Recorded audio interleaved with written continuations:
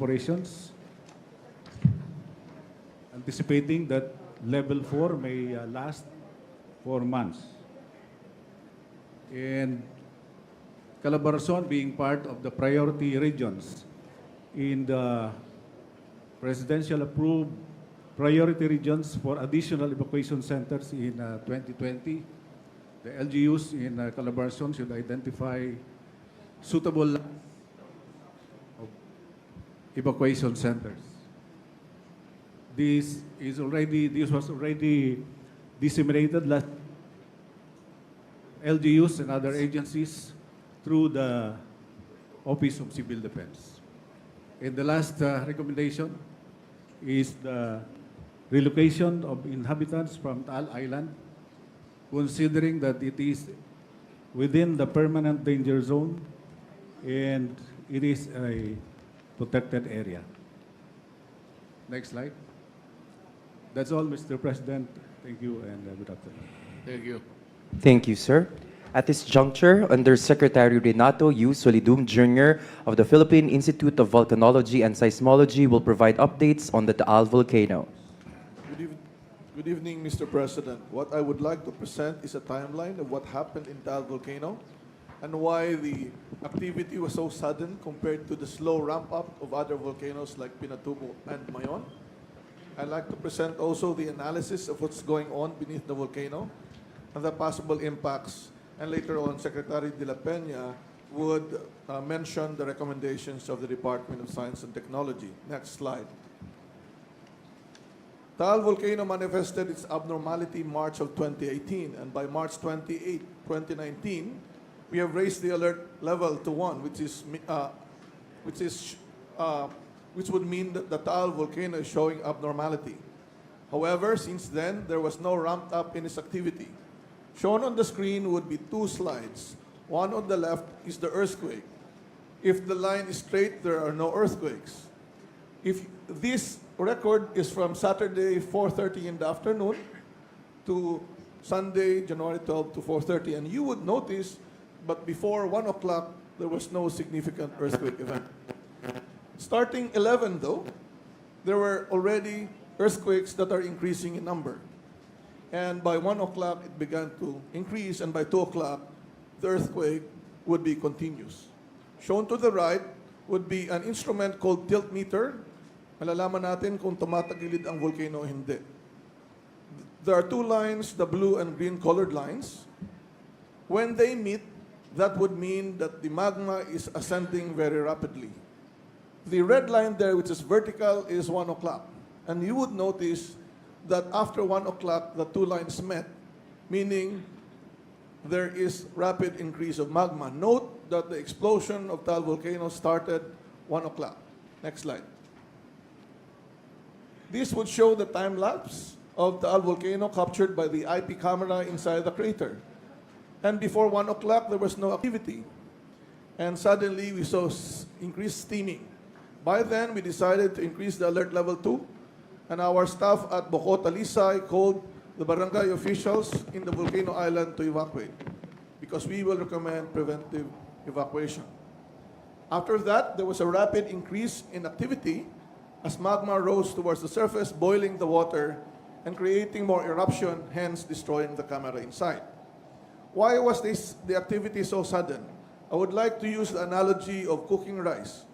If we are cooking rice, when the water is being boiled, the steam would try to lift up the cover of the pot. And when you lift the cover of the pot, suddenly the steam would rise. So essentially what has happened in Taal Volcano was that when there was explosion driven by steam blast, it took the pressure out of the crater, and the magma, since it has a high pressure, suddenly rose to the surface. And that started the stronger eruptions, which lasted early on, later in the evening of Sunday. Next slide. This would now show you the time lapse of the camera in our station, and you would notice that the eruption became higher and higher. That meant that the magma was getting close to the crater, boiling so much water and exploding the water and the magma. Next slide. By evening, we already know that new magma has reached the surface. And by early morning, we can now see red flashes, which is essentially what we call lava fountaining.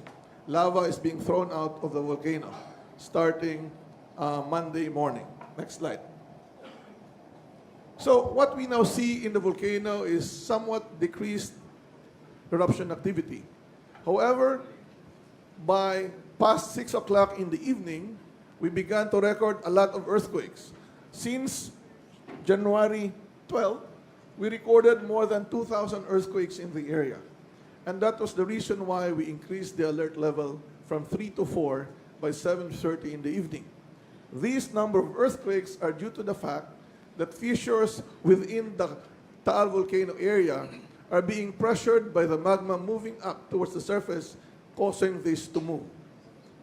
There were higher number of earthquakes the past 2 days, but earthquakes are still almost the same. Next slide. And the more important thing is that because of the intrusion of magma, the ground is being pushed up and it is creating fissures on the ground. From San Nicolas, Lemery, even Talisay, and even to Tanawan. And this would show you that the ground is moving up. Some of the fissures are due to earthquakes, but some are due to lifting up of the ground due to the magma pushing up. So although the activity of Taal is somewhat diminishing visually, the rise of magma is still continuing, and this can lead to additional activity. The worst case is that it will explode violently, and this would affect areas within 14 kilometers from the crater of Taal. Next slide. This would show you the projected impact of a worst-case scenario. The orange areas are the areas that will be affected by what we call base surge or pyroclastic density current. If there is an explosion, vertically, you will also see horizontally moving cloud running more than 60 kilometers per hour, and this can cross the lake water and even move up the hill towards Tagaytay Ridge and other surrounding areas. But Tagaytay will not be affected. The yellow areas are the buffer zone. So when we raised the alert level to 4, we recommended areas identified at high risk because of the base surge should be evacuated aside from the Taal Volcano Island. Next slide will be the recommendation.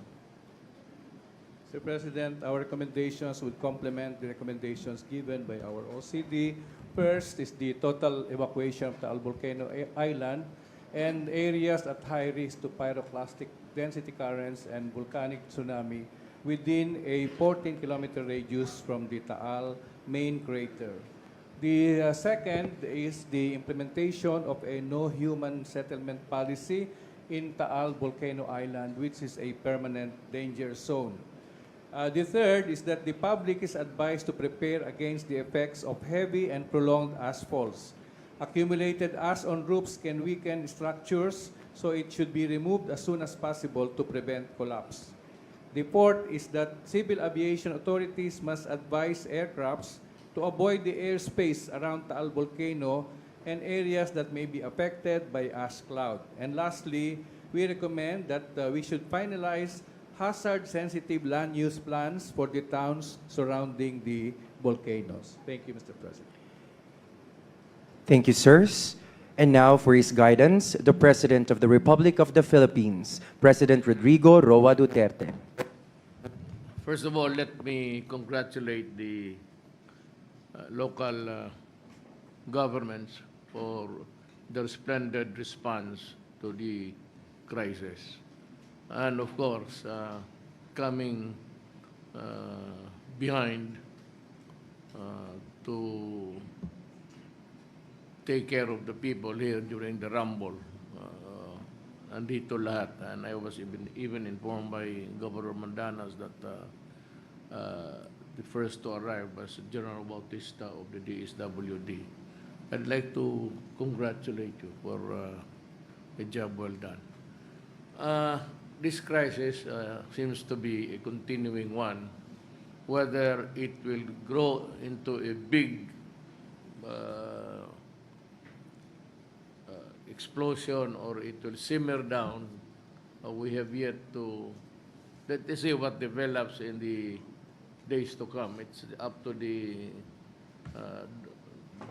Dr. Solidum to make out something out of it. But I'm happy that we responded well, and we are here almost, especially the SWD and the health authorities, because that's the main two problems really, and of course the food and people here cannot move. They are even covered with ashes, like zombies picture. Kawawa naman, and so we have to take care of day-to-day affairs of the community. Those hardly hit. The local and national government must stay for a while and do their work until such time that we are ready to declare that the crisis is over. It's a continuing one. I'm sorry I was not around. I was in Davao, but I was preparing to leave that night when I was informed that I could not make it because of the act. So at early morning, I insisted that I have to be here because there's a crisis. At pinilit ko yung aeroplano. Well, they did something about the runway, making it wet so that there was less ash that could be seeping into the equipment of the plane. I was here yesterday, early morning. So I arrived at 6 o'clock. And I was keeping track of all departments. Bing Bong was also there. He was the one in charge, actually. I was just receiving information from him. From what I've gathered and until now, what I saw when I landed, I am really very pleased, very happy that all agencies are here on hand and trying their best to do their best to help the community. Batangas has always been, well, historically, every time Taal nagwawala yung buang na yan, Batangas and the peripheral local governments, places, the communities are the first victim. And so it is not a surprise, but nowadays, I was informed, I was reading some materials last night, that there seems to be an eruption of volcanoes around the world. And so we are no exception. Ours is the biggest, Mount Apo. You can see it in early morning. It's a very scenic view. But if it will explode, it will. I hope we'd have a hard time to run to the sea to swim. Malaki yan. If you've been to Davao, early morning makita mo yan. It rises very tall in the horizon. Ito naman ito, but you can never can tell. Actually, volcanoes are a very deceptive structures. It might really look small, but you would never know how big it is, what's boiling inside in the bowels of the earth. Or it could be a big one, but quite docile, like the Davao. The last explosion was centuries ago. We're a bit lucky. But Taal is the noisy one, and maybe you have failed to make some offerings there. You should go there and say a little prayer and offer something. let's go by the primitive way of doing it, just